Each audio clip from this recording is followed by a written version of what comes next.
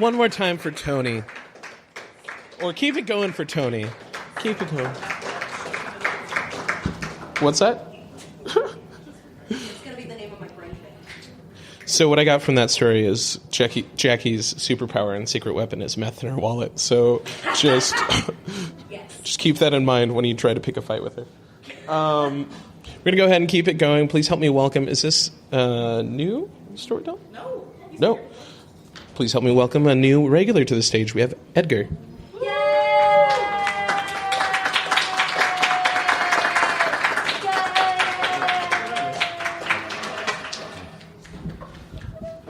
Okay. Let's see. Well, my secret weapon is a little bit complicated, and it's a little bit odd.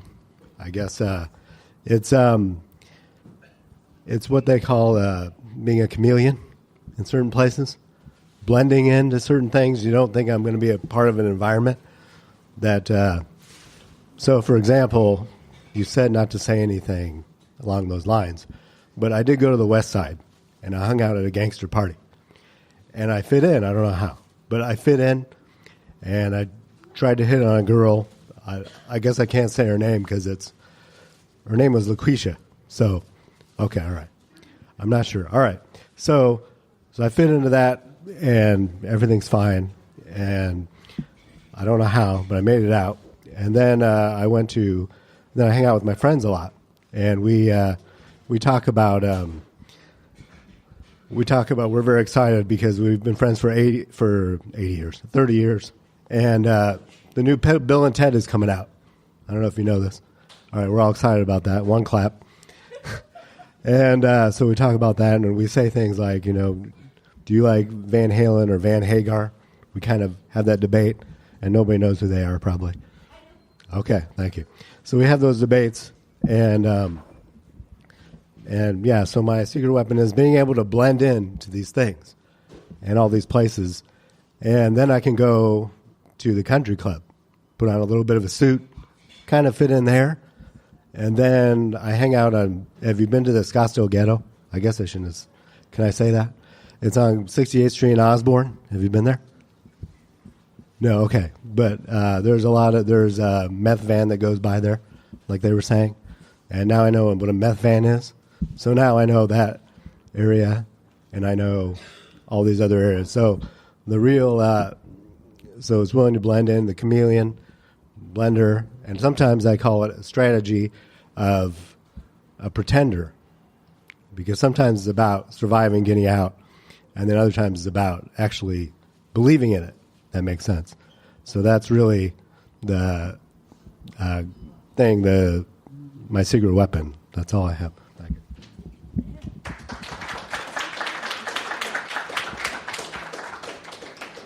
Guys, keep it going for Edgar. I like that. Like, if you believe enough that you should be in a place, no one can tell you that you can't be in that place. That is like next level confidence. I appreciate that. All right, guys. Our next storyteller is a regular to the stage. Put your hands together for Ben. You got to keep it coming the whole time. Hey, everybody. Yeah, I used to come up here quite a bit, but it's been a while. Am I able to raise this up a little bit? Oh, thank you. I appreciate it. I got it. Okay, yeah, I took a couple months off recently from coming up here for, self-care and just learning how to, be alone and feel cool. And I feel like I've made a lot of progress. It's been good. It's been really good. It also occurred to me when you gave content warnings, because I was like, man, I've told some really rough stories here and not done that. So I apologize. So if anybody's seen me talk before, then y'all know that I really like to talk about mental health and mental illness and use humor to sort of end the stigma about it. I talk about it a lot. I have borderline personality disorder. It's a scary, kind of misunderstood thing. I mean, it's not scary for me, but if you say it in the right crowd, you're, even in therapy, people are like, oh, you're one of those people. Oh, God. And, yeah, it's really fun to sort of take that stigma away. My friend told me the other day, like, don't you ever get tired of, like, talking about it because it's kind of exhausting for me? And I was like, well, that's good, because that means the fear is subsiding. If you're exhausted, that means you can let your guard down. You're not so scared of it. Anyway, I actually do feel like it is a gift a lot, because experiencing emotions at like a hyper level was really great, because it gives you the ability to empathize with people really well. And I would say that my weakness is boundaries with that. Like, I find that like I'm really willing to sit with somebody and experience their pain, but then sometimes I go too far and then end up hurting myself. A very sort of silly, funny example of it, and I'll share, was there was a night a couple years ago. I was doing karaoke at Monkey Pants in Tempe with some friends. It was a fun night, and the night's over, and it's 2 a.m., and I'm dropping everybody off because, like I said, boundaries. I mean, these are my friends. I didn't mind. But then I'm on my way home, and I see somebody at McClintock in the 60 with their thumb in the air, which is the sign for they need a ride. You all know this. So I'm like, hey, how's it going? Hey, you need a ride somewhere? And I promise I'm not this, like, awkward when I'm just, like, talking to people. I always come up here, and I'm like, man, why am I so nervous? And I realize it's because I don't prepare at all. I just think I can do it, and then I can't. But anyway, so this guy gets in my car, and I'm like, where are you going, man? And he says, Globe. And I thought to myself, damn, that's a drive. I looked at the clock. It's like 2:14, and I was like, he's already in the car. Cool, bro, let's go. So we're driving down the 60, and I'm just trying to rationalize, like, well, it's probably about a half hour or so. I mean, it's not that bad.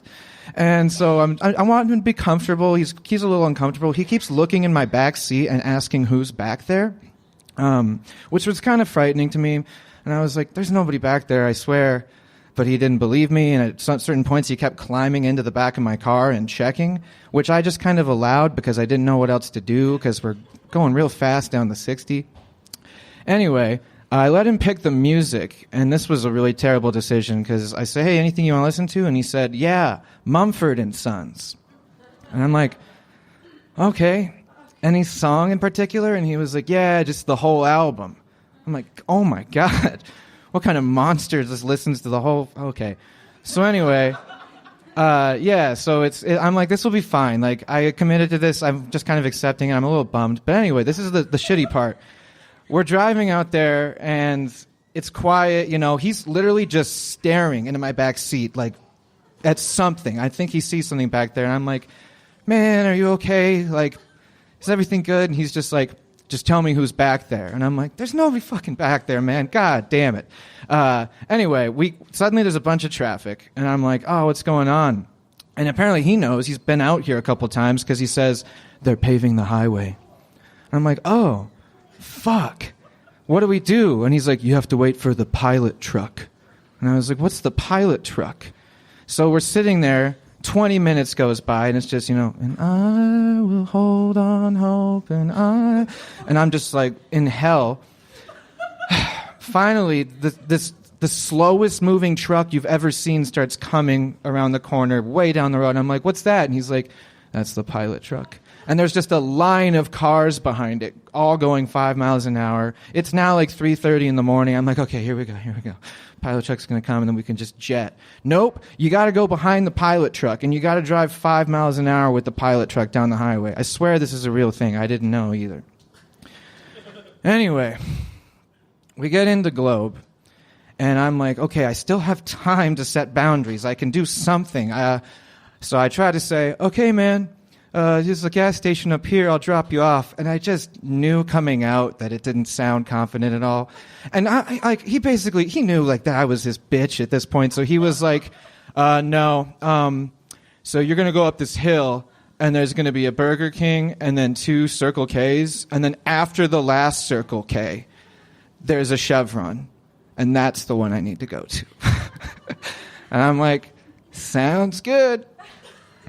So we're just cruising through Globe, and it's daylight now, and I'm just really tired, and I have work at 10 in the morning, and I'm just, I something like it was on Mumford & Sons radio now, so it's Imagine Dragons and just the worst music you want to be hearing ever, and especially when you're exhausted and scared. So anyway, I start to think to myself, like, wherever he's going, I think might be unsafe for me. He's displayed some kind of problematic behaviors. Potentially he's using some kind of hallucinogenic drug or something or other, and I don't judge, but like I just don't want to get hurt. So I start to panic, and I start to think, what if I just pull over and just tell him to get out? Is that going to work? And so I start to slow down, and he's like, what are you doing? And I was like, nothing. Anyway, we finally get there. I drop him. All right, as he's getting out of the car, this is maybe the most like shameful part of it, is I was like, hey, do you need any money? Yeah, this is what you do when you don't have any like self-respect, and this goes beyond empathy. But anyway, and thank God he said no. He was like, no, I'm good, thank you, man. And he leaves. And driving back to Mesa, I called my friend, it's a good friend, ex-partner, and I was talking to her, and I was like, have I always done shit like this? And she said, yeah, kind of always. Like, she listed to me 100 different times. Do you remember when you gave that guy $500 that he needed to pay rent for, and then you just never got it back, and you wrote it off like, oh, that's okay. I just got a little bit of debt now. And I was like, damn. Anyway, needless to say, this last couple of months, I've been learning how not to do that sort of thing. And I think I figured it out, potentially.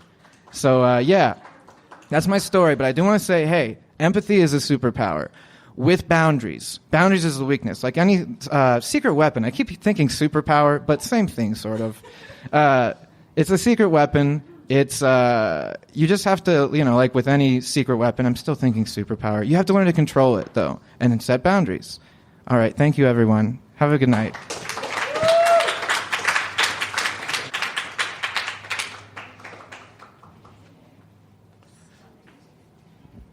One more time for Ben.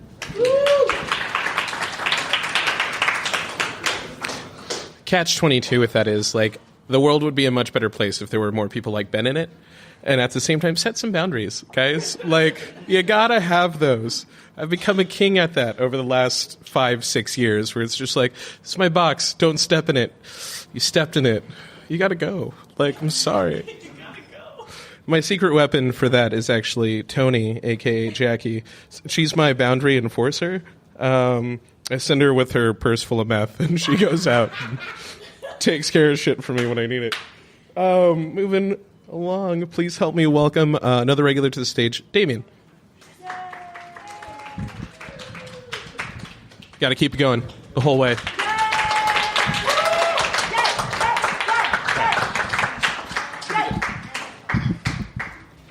I'm actually really glad that they're doing the podcast right now, because I'm going to be doing a lot of different voices today. I wish there was a business Damien. That'd be awesome. No, this is just something I got at Buffalo Exchange, because it's super cheap. Why not? My secret weapon that I unfortunately don't get to use a whole lot anymore is my voice. I, however, had a lot of opportunities to use this in high school, and use it I did. Before I go into the plot, I'm going to give a little bit of background. I first started trying to do voices after I watched the Harry Potter movies, and I wanted to, imitate a British accent. At first it was horrible, but by the time I was 8 years old, I could do it really, really well. So I usually would just talk like this for a while, even tricking people that I'd never met into believing that I was British. If you actually grew up in the UK and could tell an authentic English voice, 9 times out of 10, you'd be able to tell that this was fake. Until I went to high school and I drastically improved it. So yeah, I did that voice for an entire year, my senior year of high school. Because I could. Aside from that, I can also do Dobby from the Harry Potter series, which I first started as a joke towards my mother when I bought her Dobby socks. So I told her, now I can't exactly remember the context, but it was very similar to the Master has given Dobby a sock. Toby is free. And then periodic, whenever, like, a couple of times when my mom would tell me to do a chore, I would say, yes, master.